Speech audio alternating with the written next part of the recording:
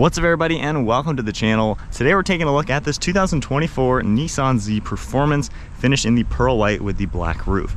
Now the MSRP is $56,600. However, pretty much all the Nissan Zs are being discounted at the dealer lots. This one is $53,000. With that said, would you take this Nissan Z for 53 grand or save yourself maybe $5,000 and get a brand new Honda Civic Type R? That's probably the best competitor to the Z. They're very similar feeling. You just got a rear wheel drive twin turbo V6 versus a front wheel drive turbo 4-cylinder hatchback. But comment below, what would you rather have? A Nissan Z or the Honda Civic Type R? So with all that said, if we pop this hood, you're gonna find that really nice twin turbocharged V6. It is a 3-liter pushing 400 horsepower and 350 pound-feet of torque with the manual 0 to 60 is around 4.5 seconds. Curb weight on this car is also about 3,500 pounds, and you can get it in either the 6-speed manual or a 9-speed automatic. Taking a look at styling, you got a nice set of retro headlights with the LED daytime running lights, some sharp body lines throughout the front, you got a nice little cutout over here, and then a very squared off front grille. You're gonna see the silver trim, parking sensors, as well as safety sensors, and then the lower front splitter has a nice aggressive design to it. It does have somewhat of a boxy shape to it. It's kind of not really exaggerated styling. So it's kind of simple overall, but it does have a cool look overall. You're gonna see that very long front hood compared to the rear. So it's got that low slung fastback like a traditional Z car would. This car is kind of being retro, so that's basically its idea. You got a nice set of gunmetal gray wheels. These are the Rays Engineering forged wheels, lightweight, 19-inch diameter, and I love the Akebono brakes. The red really pops with these colors. Got some smooth body lines throughout the side profile, a nice black section on that side skirt, and then you can see the gloss black for the mirror cap and the whole roof. It really looks good with the two-tone. Most of these cars will come in a two-tone. You got the silver katana blade with your Z badge on the side, some sharp lines up above. There is a massive fuel cap, which is just massive. It's crazy, it's 2 hands large. So kind of funny looking. The old Z was like that too. And then as we make our way in the back, you're gonna get a really wide rear fender arch, nice integrated spoiler up on top, and the taillights are super cool. They got a retro vibe to them, all black throughout the center. Got your backup camera, your Z badge, trunk button underneath here, and then all your parking sensors with a diffuser and a dual exhaust. So I think overall, it's a cool looking car. It definitely looks very nice. The Nismo edition is a little bit more exaggerated, a little bit more my taste, I would say, in styling. But nonetheless, can't go wrong. It's a cool looking sports car. Back here, like the 370Z, you have the same trunk.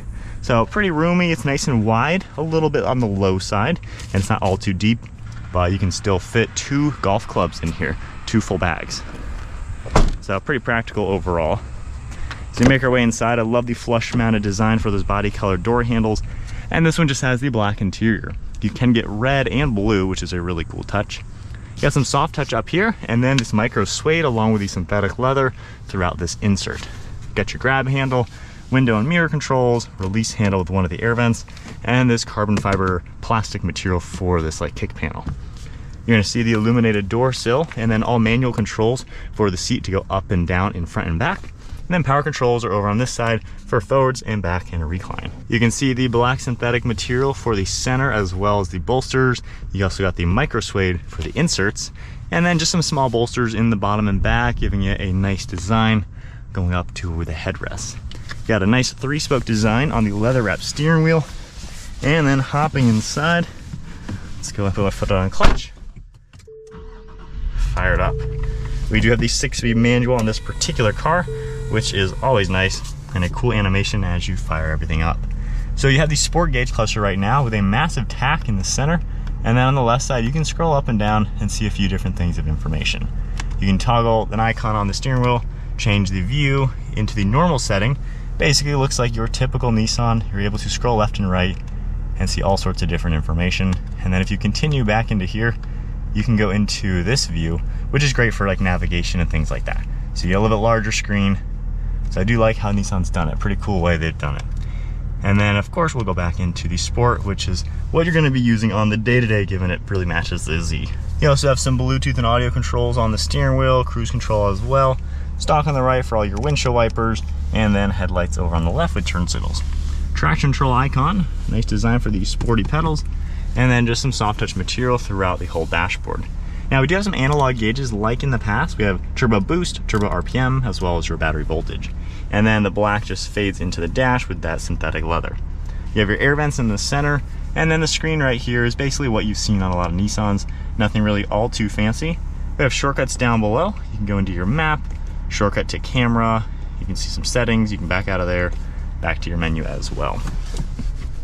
Going into reverse, you got your backup camera popping up, parking sensors on the center screen, and then a pretty large shift knob design. You have physical climate controls down below like a 370Z, and then a little bit of storage as well as some plugs. Now for the sport mode, it basically will turn on a rev matching. So you can see that S turn on and off, and then we have the leather shift boot, the heated seats and trunk release, and 2 different cup holders with the manual parking brake. Now you can slide your armrests forwards and back to cover that, and you can also press that and open this up to reveal a nice hidden storage area. Taking a look at the glove box, which is lockable, good bucket.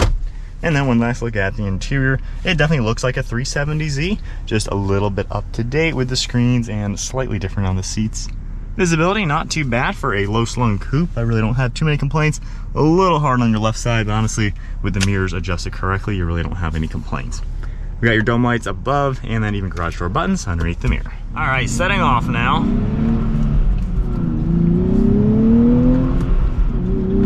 In the Nissan Z Performance. This thing is a pretty quick car. Of course, we're not trying to go crazy on a new engine, but these are pretty darn fast for 400 horsepower. The car moves pretty well. The 6-speed is a lot of fun to go through. I'm not a biggest fan of the 9-speed that is available. It's a little sluggish when you're hitting the paddles, not really as responsive as the Nismo edition, which is a really sweet setup.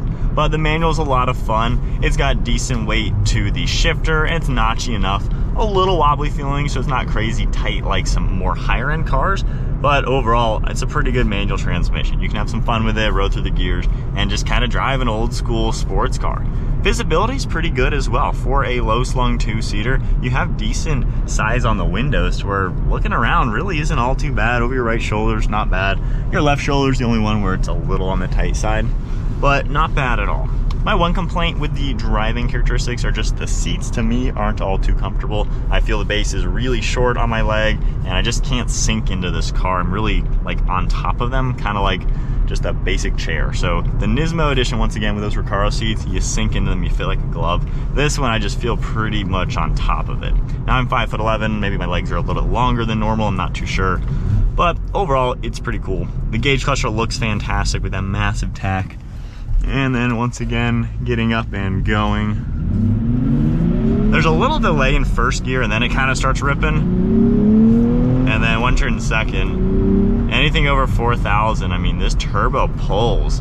So it's got a little turbo lag down low, but pretty good top end to have quite a lot of fun. Now, as far as handling, we are on some flat Michigan roads. However, we've driven these cars on the tail of the Dragon in the North Carolina mountains, and we've had quite a few of these as press vehicles. So we've driven a ton of Zs. If you want to see more Nissan Z content, check out our Z playlist, because we have probably 50 videos of the new cars.